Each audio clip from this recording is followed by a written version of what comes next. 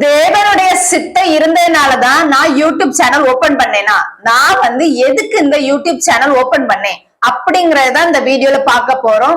நீங்க எல்லாம் கேட்கலாம், யூடியூப் சேனல் தான் எத்தனையோ பேர் ஓபன் பண்றாங்கல்ல, இதுல என்ன புதுசா இருக்குது, அதுவும் நீங்க ஏன் இப்படி சொல்றீங்க அப்படின்னு கேட்கலாம். நான் யூடியூப் சேனல் ஓபன் பண்ணதுக்கும் தேவனுடைய சித்தத்துக்கும் என்ன சம்பந்தம் அப்படின்னு நீங்க கேக்குறீங்களா? இந்த வீடியோவை ஸ்கிப் பண்ணாம ஃபுல்லா பாருங்க. அப்பதான் உங்களுக்கு நான் யூடியூப் சேனல் ஓபன் பண்றதுக்கு தேவனுடைய சித்தம் இருந்ததுனாலதான் நான் ஓபன் பண்ணேன். உங்களுக்கு கிளியரா புரியும். அதுக்கு முன்னாடி நம்ம சேனலை சப்ஸ்கிரைப் பண்ணி வச்சுக்கிடுங்க. ஜீசஸ் மோட்டிவேஷன் வீடியோ கண்டினியூஸா நம்ம வீடியோ வந்துகிட்டு இருக்கும் நம்மளுடைய யூடியூப் சேனல்ல. ஃபர்ஸ்ட் பாப்போம் சரிங்களா, எதுக்கு இந்த கொஸ்டின் எனக்குள்ள வந்துச்சுன்னு. புதுசா நம்ம சேனல்ல யாராவது பாத்தீங்கன்னா அவங்களுக்கு நான் சொல்லிடுறேன். நான் குவைத் தேசத்துல 6 வருஷமா நர்சிங் ஃபீல்ட்ல வேலை பார்த்துக்கிட்டு இருக்கேன் சரிங்களா. என்னோட லைஃப்ல 0 to இத்தனை வருஷம் வரை இருக்கலாம், அத்தனை வருஷத்துல என்னோட லைஃப்ல நிறைய மிராக்கிள்ஸ் நான் பார்த்திருக்கேன்.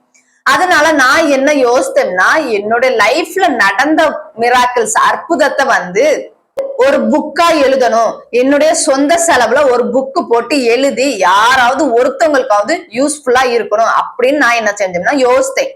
அப்படி யோசித்தோன்னு நினைச்சீங்களா, அது கரெக்டான ஆள்கிட்ட போய் சேருமான்னு கேட்டா சேரவே செய்யாது. ஏன் தெரியுமா?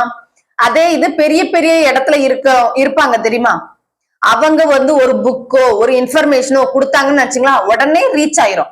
அதே இது நம்ம ஸ்டார்டிங் ஸ்டேஜ்ல இருக்கோம்னு நினைச்சீங்களா, நீங்க என்னதான் எஃபெக்ட் போட்டாலும் சரி, என்னதான் இது பண்ணாலும் சரி, அது அடுத்த ஆட்கள்கிட்ட போறது ரொம்பவே கஷ்டம். அப்படிதானே? நீங்களே யோசித்து பாருங்க, நீங்க கமெண்ட் பண்ணுங்க, உண்மைதானே? அப்படி நான் என்ன செய்யறேன்னா, புக்கு எழுதணும் அப்படிங்கிற மைண்ட் தாட் ஒரு காலகட்டத்துல இருந்தது, அப்படியே டவுன் ஆயிட்டு. ஏன்னா எனக்குள்ளேயே ஒரு சந்தேகம். நம்ம நிறைய என்னோட லைஃப்ல மிராக்கிள்ஸ் நடந்திருக்கு. ஆனா அதை நான் எப்படி ஒருத்தவங்கள்ட்ட போய் சொல்றது, எப்படி நோட்ஸ் எழுதுறது, எப்படி ஒருத்தவங்கள்ட்ட கொடுக்கறது, ஒண்ணுமே எனக்கு தெரியல. அதனால நான் கொஞ்ச நாள் அப்படியே இருந்தது, அதை விட்டுட்டேன். காலங்கள் கொஞ்ச நாள் ஓடிச்சு. அதுக்கப்புறம் என்ன மைண்ட் தாட்னா, நான் ஊருக்கு போறதா இருந்துச்சு. போய் தேசத்துல வேலை பார்த்தாச்சு, கொஞ்சம் சேவிங்ஸ் பண்ணிருக்க அமௌண்ட் வச்சு ஊருக்கு போய் ஒரு பிசினஸ் ஏதாவது பண்ணிடலாம், பண்ணி நம்மளுடைய பிசினஸ் ஏதாவது ஒரு சின்ன முன்னேற்றம் கண்டுடலாம் அப்படின்னு ஒரு இதுல ஒரு இதுக்கு முன்னாடி ஒரு யூடியூப் சேனல் ஓபன் பண்ணேன். அந்த யூடியூப் சேனல்ல எல்லா வீடியோவும் ஓபன் பண்ணேன். என்னோட மைண்ட் தாட் என்ன, கொஞ்சம் பீப்புளை வச்சுக்கிட்டு நம்ம ஊருக்கு போயிட்டு நம்ம பிசினஸ் ஸ்டார்ட் பண்ணா ஒரு நல்ல ஒரு இது இருக்குமே, யாராவது ஒரு 10 பேர் வாங்கினாலும் அடுத்தடுத்தால வாங்கும் போது நம்மளுடைய பிசினஸ் என்ன ஆகும்னா இம்ப்ரூவ் ஆகுமே அப்படின்னு நான் யோசிச்சுக்கிட்டு ஃபர்ஸ்ட் ஏதோ ஒரு இதுல நான் யூடியூப் சேனல் ஓபன் பண்ணி வீடியோஸ் போடுவேன், ஷார்ட்ஸ் போடுவேன். கொஞ்சம் யூடியூப் சப்ஸ்கிரைபர் வந்தாங்க. ஆனா அந்த சேனல் எனக்கு என்னன்னா ஒரு சின்ன இது கூட இல்ல, சப்போர்ட்டிவாவே இல்ல, வியூஸும் போகல, ஒரு இதே இல்ல. நான் நிறைய ஒரு 3-4 மாசம் என்ன செஞ்சேன்னா கஷ்டப்பட்டேன். எனக்கு ஒரு இது கிடைக்கல. அதனால நான் என்ன செஞ்சிட்டேன்னா கொஞ்ச அடுத்தால அதை பிரேக் பண்ணிட்டேன். என்ன பண்ணன்னு தெரியலையே, ஒரு இது இல்லாம இருக்குமே அப்படின்னு இது பண்ணோன்னே நெக்ஸ்ட் நான் அதை விடவே இல்லை. யூடியூப் சேனல் யான்னு தெரியல, எனக்கு ஒரு பிளானா இருக்குது. அதை கண்டிப்பா நம்ம யூஸ் பண்ணணும், எடுக்கணும்னு சொல்லி ஒரு 2 மாசம் 3 மாசம் கழியுது. அதுக்கு அடுத்தால நான் ஒருத்தவங்கள்ட்ட சப்போர்ட்டா ஒருத்தவங்களோட கைடோட நான் என்ன செய்யறேன்னா அடுத்தால நெக்ஸ்ட் யூடியூப் சேனல் தான் ஓபன் பண்றதுதான் இந்த ஜீசஸ் மோட்டிவேஷன் சேனல் சரிங்களா. அந்த யூடியூப் சேனலுமே அவங்கதான் எனக்கு என்ன செஞ்சாங்கன்னா சொன்னாங்க, நீங்க இந்த இது பண்ணா நல்லா இருக்கும், நீங்க ஏசப்பா நிறைய இது பண்றீங்க, அதுல வர நீங்க கிறிஸ்டின், இந்த ட்ரை பண்ணி பாருங்கன்னு ஒரு புறஜாதி ஆட்கள் தான் என்னன்னா சொல்றாங்க.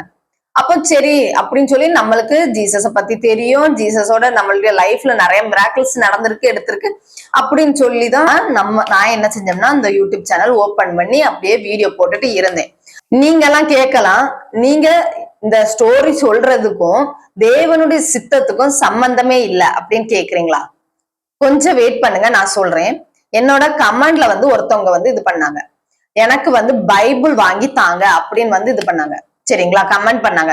இதுக்கு முன்னாடிலாம் நான் பைபிள் வாங்கி கொடுக்கணும் அப்படிங்கிற மைண்ட் தாட் எனக்கு கிடையாது. ஏன்னா எனக்கு மைண்ட் தாட் என்னன்னா ஒரு சின்ன சின்ன ஹெல்ப் பண்ணணும், எடுக்கணும் அப்படிங்கிற மைண்ட் தாட் தான் இருந்துச்சே தவிர ஏசப்பாவோட தேவனுடைய வார்த்தையை கொடுக்கணும் அப்படிங்கிற இது எனக்கு இல்ல. இவங்க கேட்கும் போது எனக்கு ஒரு பெரிய இதா இருந்துச்சு, நம்ம கண்டிப்பா பைபிள் வாங்கி கொடுக்கணும், அதுவும் தேவனுடைய வார்த்தையை ஒருத்தவங்க கேட்கறது எப்படி இது பண்ண முடியும்? நீங்க கேட்கலாம், அவங்களால ஏன் பைபிள் கூட வாங்க முடியாதா அப்படின்னா, நல்லா புரிஞ்சுக்கிடுங்க. அவங்க லைஃப்ல வந்து அந்த அக்கா மட்டும்தான் என்ன செய்யறாங்கன்னா வேலைக்கு போறாங்க. அவங்க ஹஸ்பண்ட் ஒரு குழந்தை, அவங்க 2 பேருமே யார் பார்க்கணும், அந்த அக்கா தான் பார்க்காங்க. அது அவங்களோட லைஃப் எப்படி இருக்கும்னு நீங்க யோசித்து பார்த்துடுங்க. பைபிள் வாங்க முடியாத அளவுக்கும் கஷ்டப்படுறவங்க நிறைய பேர் இருக்காங்க. அப்போ வந்து என்னோட மைண்ட் தாட்ல என்னன்னா, நம்ம வந்து 100 பைபிள் வந்து எப்படியாவது கொடுத்துடணும். நம்மளுடைய தேவனுடைய வார்த்தையை வந்து நம்ம வந்து என்ன செய்யறோம், கண்டிப்பா வந்து பரப்பணும், எடுக்கணும் அப்படிங்கிற மைண்ட் தாட் எனக்கு எப்படி வருதுன்னா, இந்த ஒரு விதை தான் போட்டது. இது நீங்க சொல்லுங்க, யூடியூப் சேனல் இல்லாட்டினா நான் வந்து தேவனுடைய வார்த்தையை கொடுக்கணுங்கிற மைண்ட் தாட் எனக்கு இருந்திருக்காது.